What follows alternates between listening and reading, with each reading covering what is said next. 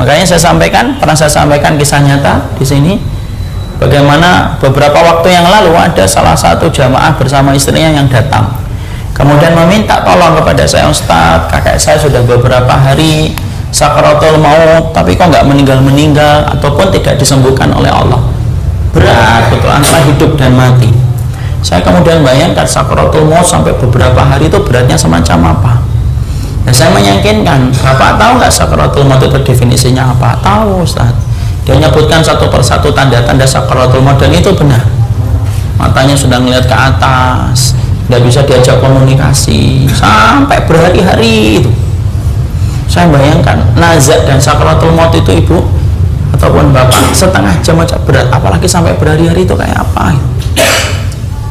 Kemudian saya diminta tolong untuk kemudian mendatangi semuanya, kemudian melihat supaya kemudian dibantu mungkin dalam proses talqin dan yang lainnya. Padahal Allah saya tidak bisa, karena ada udzur syar'i yang tidak bisa saya tinggalkan. Saya cuma minta tolong kepada salah satu ustadz. Saya telepon, saya minta tolong ustadz datang. Saya kok khawatir, jangan-jangan beliau ini punya barang-barang kesyirikan. Dan beliau yang saya mintain tolong adalah orang yang terbiasa dan punya pengalaman untuk meruqyah. Datang beliau sampai kemudian akhirnya ditalqin dan yang lainnya sampai meninggal dunia beberapa hari kemudian. Setelah beberapa waktu saya ketemu lagi dengan sang ustadz, dan kemudian saya cerita-cerita sama beliau, kenapa kemarin ustadz sampai begitu lama sakaratul mautnya? Barang-barangnya itu banyak barang-barang syirik, ustadz.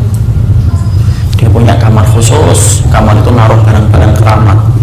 Di kamar itu tidak boleh setiap orang masuk di kamar itu secara bebas, harus nunggu izinnya dari dia. Jadi sang kakek ini betul-betul dihormati di keluarga besar. Di antara tingkat penghormatan keluarga besarnya kepada sang kakek itu apa? Ada satu kamar yang tidak boleh diganggu gugat, dan ternyata ketika dibuka, saya memaksa supaya dibuka kamar itu, saya lihat semua barang-barang yang diselamatkan, kita kumpulkan, kita hancurkan, baru kemudian agak mendingan ketika sakaratul maut, ketika dia akhirnya meninggal dunia, walaupun tidak ada satupun kalimat Allah yang terucap di lisannya. Syirik itu penyebab su'ul khatimah. Makanya Rasulullah SAW pernah melihat seseorang yang kemudian memakai gelang kesyirikan. Seorang sahabat ketika belum paham ilmunya, kemudian beliau bersabda, inzaha fa in mutta ala dzalika ma aflahta abada. Tolong ya, lepaskan itu. Kalau enggak, kamu tidak akan pernah beruntung selama-lamanya di dunia dan di akhirat. Jadi syirik itu menyebabkan apa? Su'ul khatimah. Susah dia mati. Makanya perhatikan orang-orang yang jelas-jelas memakai barang-barang kesyirikan sampai dia meninggal dunia, disusahkan dia meninggal dunia. Orang yang pakai ilmu tertentu yang sampai menjadikan dia menghambakan dirinya kepada setan dan kepada jin, maka ketika di akhir kehidupannya pasti dalam keadaan kesulitan. Bagaimana kemudian orang-orang yang memakai susuk-susuk tertentu, memakai kemudian berbagai macam apa yang ditanam di dalam tubuhnya dari barang-barang magic atau barang-barang keramat, wallahi itu kalau mati akan kesulitan. Allah akan timpakan kesulitan dalam nazaknya sebelum Allah timpakan adab yang pedih di akhirat selama-lamanya. Orang yang kemudian datang ke dukun-dukun kemudian meminta supaya proyeknya, warungnya kemudian akan laris, sama persis itu.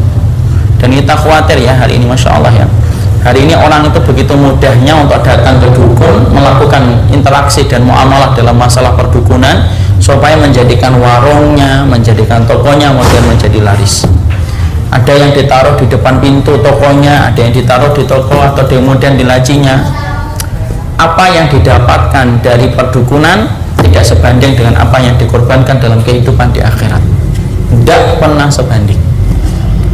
Apakah kemudian sihir dan perdukunan itu bisa mengenai dalam masalah perbisnisan? Iya. Sampai urusan perceraian saja termasuk bisa kok. Ma yufarriqu bainihi ma yufarriqu nabihi bainal mar'i wa zauji. Sampai urusan laki-laki dan perempuan ketika sudah menikah itu bisa dipisahkan dengan satu yang dinamakan dengan sihir.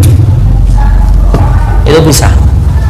Makanya wallahi yang pertama yang menyebabkan su'ul khatimah dalam kehidupan manusia, ulul ilmi mengatakan asyirku wan nifaq, syirik dan kemunafikan. Dan kemunafikan yang dimaksudkan di situ kemunafikan secara i'tiqadi. Ya. Jadi orang-orang munafik i'tiqadi yang kemarin-kemarin membantah Al-Maidah, Al-Baqarah, kalau pingin mati tidak pingin husnul khatimah, tobat. sudah kalah belum masih tobat juga ya, maka kemudian itu akan menjadi peringatan berat dalam kehidupan